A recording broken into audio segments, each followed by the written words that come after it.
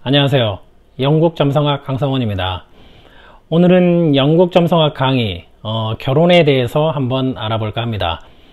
여러분들은 결혼이라고 하면 뭐가 가장 먼저 떠오르시나요? 첫 번째가 물론 배우자죠. 그리고 두 번째는 아마 궁합을 떠오르실 수도 있겠네요. 점성학에서는 궁합이 아니라 시너스트리라고 이야기합니다. 나와 배우자의 관계 또는 나와 사업 파트너와의 관계, 이 모두를 포함한 것이 결혼, 즉 좋은 배우자, 좋은 사업 파트너를 만난다는 의미로 해석이 됩니다.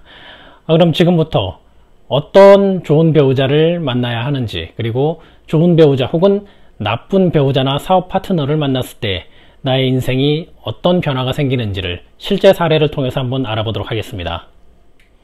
점성학에서 시너스트리, 여러분이 흔히 아시는 궁합이라는 내용입니다.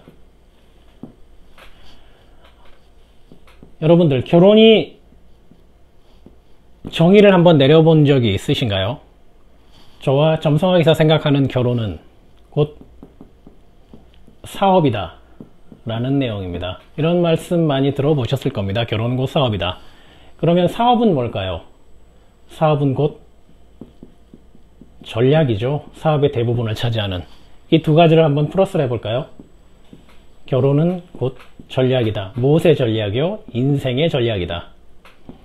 멋진 전략을 펼치는 첫 번째 걸음은 좋은 배우자와 좋은 파트너에서부터 시작이 됩니다. 자, 보실까요?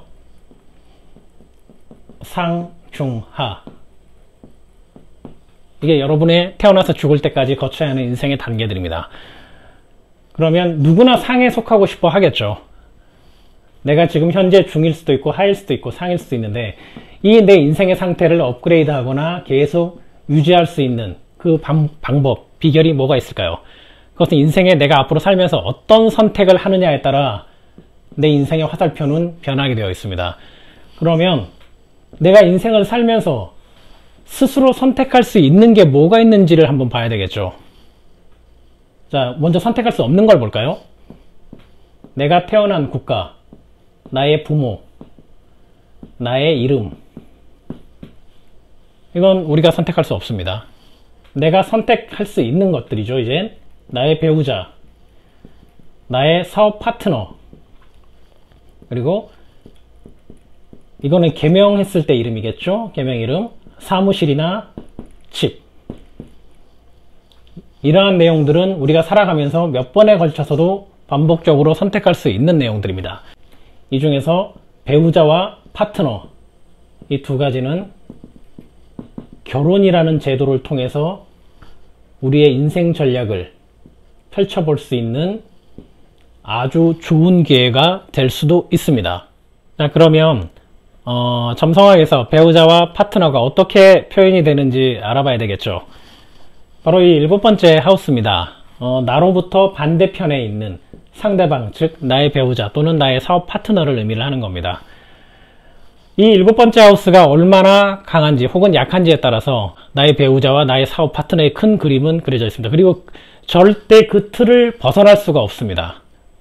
내 배우자의 수준이 하에서 중, 중에서 상 이렇게 걸칠 수는 있겠지만 갑자기 상으로 올라가거나 상인 사람이 갑자기 하로 떨어지는 사람을 만날 수는 없다는 겁니다. 그러나 이 하와 중 사이, 중과 상 사이엔 무수한 눈금이 존재를 합니다. 우리가 좋은 배우자와 파트너를 선택하기 위해 고민과 노력을 해야 되는 이유는 바로 이 눈금들 때문입니다. 이 눈금 하나하나가 여러분들이 보기에는 작은 사선같이 느껴지시겠지만 이 한 칸 한 칸이 바로 여러분들 배우자의 연봉, 미래 가치, 성향을 결정을 짓습니다. 우리가 살아가면서 선택할 수 있는 것과 없는 게 있다라고 알려드렸는데 이 배우자와 파트너는 우리가 선택할 수 있는 거죠. 그것도 여러 번에 걸쳐서 선택할 수 있습니다. 그 말은 즉 실수와 반복을 여러 번 되풀이할 수 있는 그 정도의 아량은 별들이 베풀어줬다는 이야기겠죠. 이번에는 실제 사례를 통해서 알아보겠습니다. 이 차트는 제 의뢰인의 배우자 차트입니다. 이 구조에서 가장 눈에 띄는 건 두 번째 하우스, 즉 재물을 뜻하는 하우스에서 태양이 사수자리 10도, 안타레스라는 항성을 끌고 오는 경우입니다.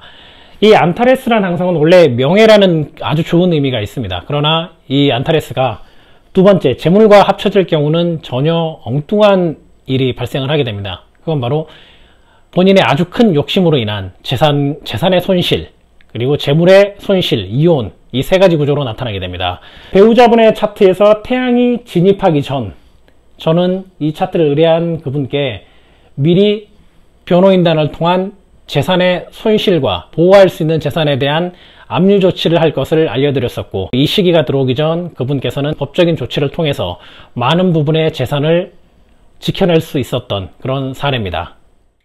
네, 이번에는 두 번째 사례입니다. 이 사례는 아주 큰 금액의 재산, 유산을 받는 구조의 차트입니다. 유산, 재산, 땅, 채권, 주식 등이 속하는 8번째 하우스가 아주 발달을 해 있습니다. 그리고 이 8번째 하우스를 나타내는 화성이 첫 번째 하우스, 즉 나에게 들어와 있다는 건 그 어떤 상황이 벌어지든 재산의 대부분은 이분이 갖게 된다는 의미가 있습니다. 그 이유는 바로 화성이 강하기도 하지만 정갈자리 20도, 바로 루시다 란시스라는 항성을 불러오기 때문입니다. 이 화성이 들어오는 특정 시기에 대략 어느 정도의 유산을 받게 되니 그 부분이 만족이 되는 거면 결혼을 진행하라라고 저는 알려드렸었고, 그리고 결혼 후에는 이분이 어떠한 직업과 어떠한 사업을 해야 되는지에 대해서도 컨설팅을 해드린 케이스입니다. 세 번째 차트는 내 배우자를 성공시키는 전형적인 차트입니다. 이 차트는 남성분의 차트입니다. 여기서 여성을 뜻하는 달이 캔서 자리에서 아주 강합니다. 그리고 비너스가 천칭자리 25도, 악투루스라는 아주 좋은 항성을 끌고 옵니다. 점성에서 달과 금성 이 자체만으로도 여성, 즉 내 배우자를 뜻하기 때문에 이 차트를 가지고 있는 분의 배우자는 성공할 수밖에 없는 사람을 만나게 되어 있습니다. 그럼 반대로 여성분이 차트에서 태양과 화성이 강하거나 레굴루스 혹은 루시다 란시스라는 항성을 돈과 연결돼서 불러오는 차트라면 반대로 이 여자분의 배우자는 어떨까요? 성공하는 남자겠죠. 만날 당시 평범하거나 혹은 작은 사업체를 운영하고 있을지라도 그 배우자, 이 차트의 구조를 가진 여자분과 만나는 순간 그 남자분의 인생은 성공의 길로 달려가게 됩니다. 지금까지 점성학 시너스트리를 통해서 좋은 배우자를 선택할 수 있는 조건에 대해서 확인을 해봤습니다. 기원전 6세기 델포이 신전에 너 자신을 알라라는 말이 적혀 있습니다. 이 너 자신을 알라는 소크라테스가 처음 한 말이 아닙니다. 그분은 인용을 했을 뿐입니다. 너 자신을 알라. 여러분은 여러분 자신의 차트에 어떤 행성과 항성이 있는지를 우선 알아야 되겠죠. 그리고 그 이후에 내 배우자가 어떠한 행성과 항성을 가지고 나에게 도움이 되는지 혹은 손해가 되는지 철저한 확인과 검증 후에 여러분의 배우자를 선택하시는 것이 여러분의 인생 방향을 선택하는 데 있어서 큰 도움이 될 거라 생각을 합니다. 이상 영국 점성학이었습니다.